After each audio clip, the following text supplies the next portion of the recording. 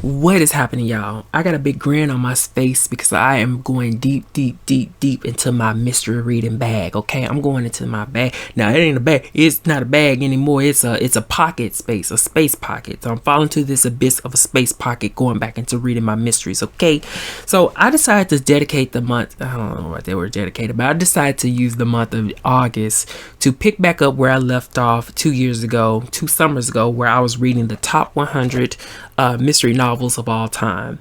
And this right here is a book that was published in 1995, chronicling, well, I won't say that's not the right term, but listing those top 100 books. Of course, it is annotated by Otto is it Penzler, who is a ultra popular, this guy knows everything about mysteries, as you've seen in a lot of his companion novels or companion books and anthologies. He's incredible with that as an editor, and he has a shop out in New York based around mystery books, so you can look him up on your own. But this is the Crown Crime Companion, and it lists, like I said, the 100 mystery novels of all time, and it got some of my favorites in it. Of course, some of them I've already read, but I wanted to, as just a mystery lover and sort of being one of those mystery lovers that just kind of go blindly wherever, just if I hear about it, I'll check it out. I wanted to get like a comprehensive list of what are, I don't like to use the word requirements, that's not really how I see it, but just stuff that I may miss that I want to make sure that I take on as a reader and experience and digest. From Raymond Chandler, who I'm not exactly drawn to, as we'll probably get to here in a second, but I want to try some more of his work, to just some genres that I never even really try to dive into, which of course Raymond Chandler is an example of that, because I'm really not the biggest fan of like those pulp detective fiction stories, mainly because of how, the period in which they're written, and sometimes how the women are drawn. They always got to be the vamp or the dame or whatever. Though I'll get into some more of that probably in a minute. But the point I'm saying is that I like this comprehensive list because it just illuminates so many other doors further than itself. So it's like I'm diving deeper and going really into all the things that I love when it comes to mysteries. I just love these freaking stories. So I want to read the heavy hitters, the trendsetters, the pioneers of certain genres. And this list is absolutely made for that. So I stopped at number 25. I actually printed this out, but the first one is The Complete Sherlock Holmes, which I haven't read the whole thing, but by the way, I love The Speckled Band. The Maltese Falcon, which I thought was decent, not my favorite genre, but it was pretty decent, which is number 2. The Tales of Mystery and Imagination by Edgar Allan Poe, which I've been read all of his, like The Murders in the Rue Morgue. The Daughter of Time by Josephine Tey is number 4, which was great. Look at it like this. A private investigator is searching out a murder that happened years ago in Europe with like king, I forgot one of the kings, the paternity of the king or whatever, but he's doing all this research from a hospital bed and based off of a portrait. Pretty slick stuff. Presumed Innocent by Scott Turow, which is number 5. You will not put that book down once you get started on that. You will not put it down.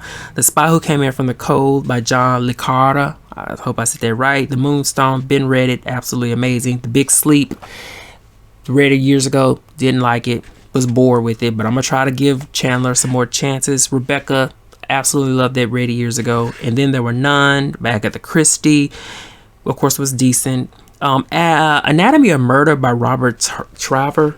I was bored. Honestly, I was bored. I couldn't get into it. Now, The Murder of Roger Ackroyd by Agatha Christie. Oh, baby, that's that's some hot barbecue. Okay, that was a good one. The Long Goodbye, because I think I need to read that by Raymond Chandler. I skipped that. I'm thinking of going to the library today to check that out because I'm picking this list up and I'm going to clean up where I left off. The Postman Always Rings Twice. Good. Love that book. The Godfather by Mario Puzo. Couldn't get into it. Silence of the Lambs. Been read. Number 17, A Coffin for Demetrios by Eric Ambler.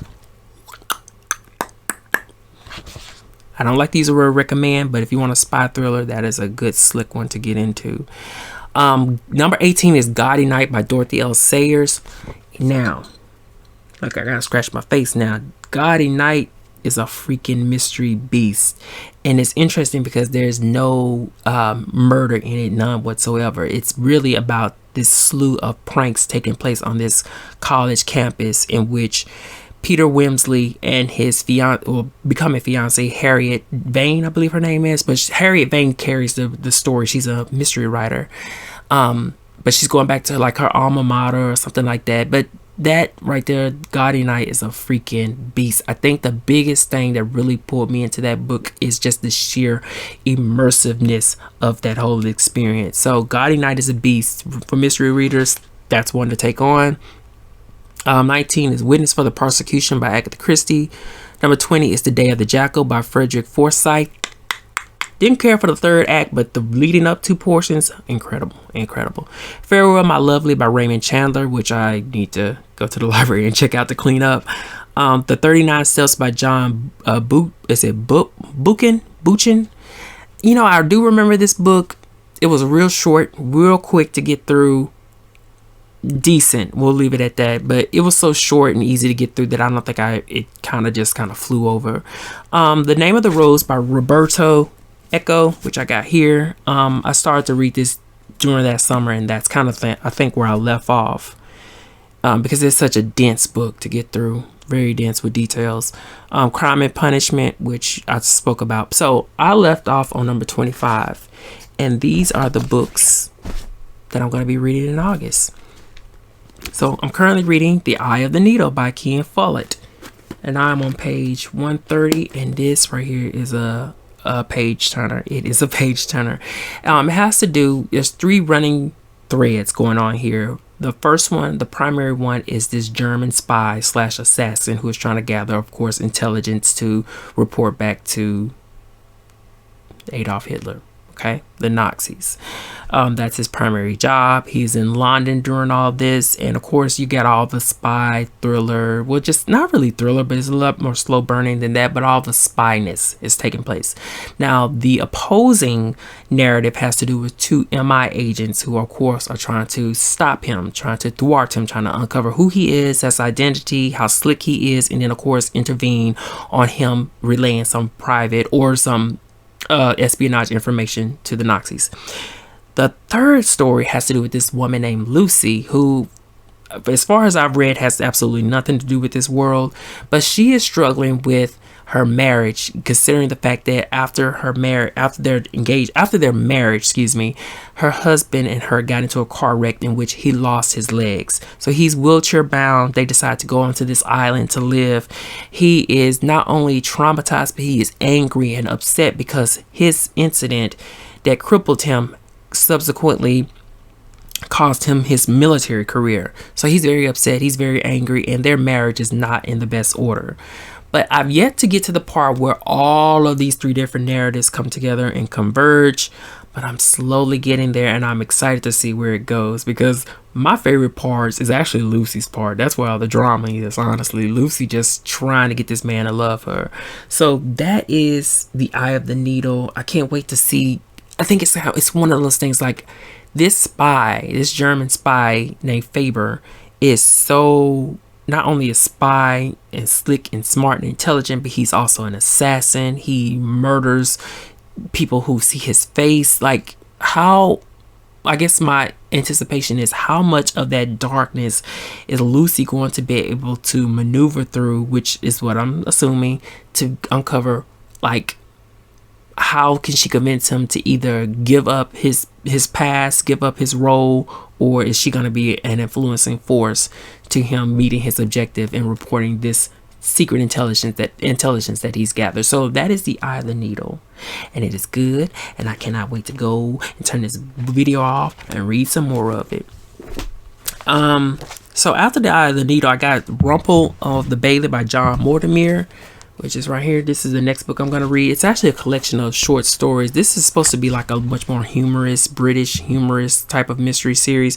I don't have all the details about it, but I found this used copy for like 50 cents, which went on par with me when I was reading this list. And we got that.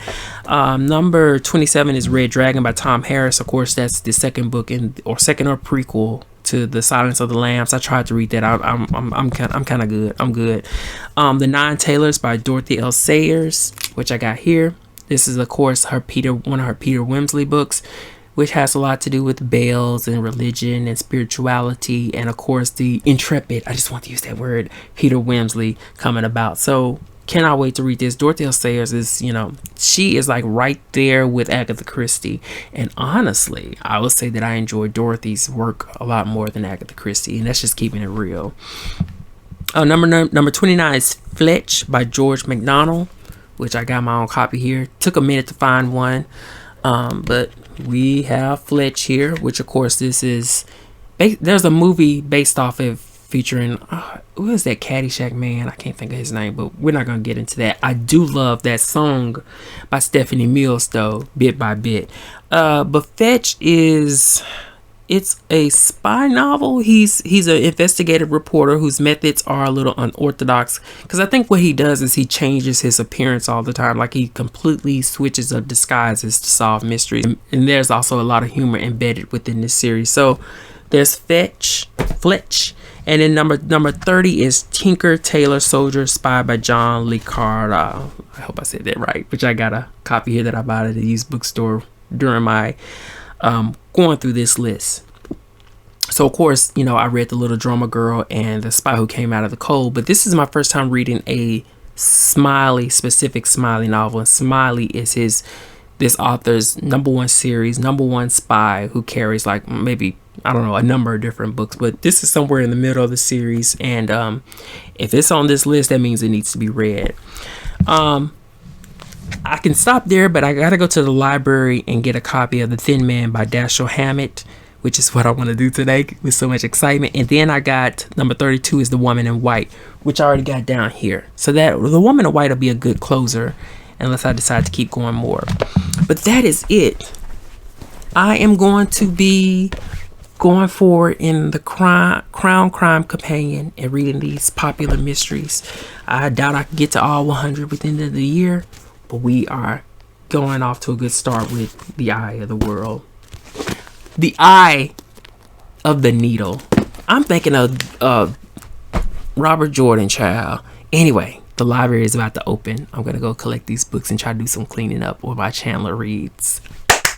I want to do it anyway. Oh yeah, if you read these books, let me know. Okay, I'm finna go. Bye.